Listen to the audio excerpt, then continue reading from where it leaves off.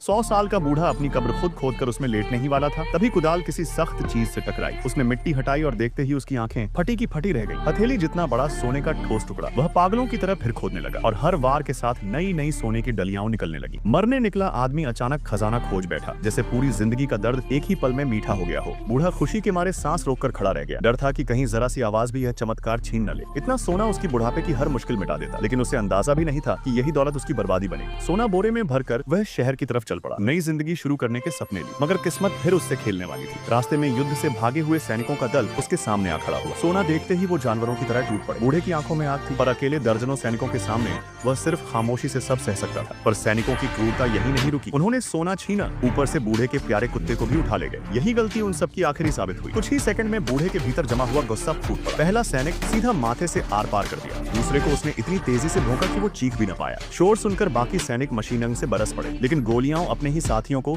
छलनी करती रही। चंद पलों में पूरा दस्ता जमीन पर पड़ा था, एक भी नहीं बचा। लेकिन खतरा अभी खत्म नहीं हुआ था। दूर से टैंक की गड़गड़ाहट सुनते ही बूढ़े के पैरों में जैसे बिजली दौड़ गई। वह जान बचाने को भाग निकला। कमांडर ने उसे भागते देखा पर पीछा नहीं किया, क्योंकि आगे वही जगह थी जहां उन्हें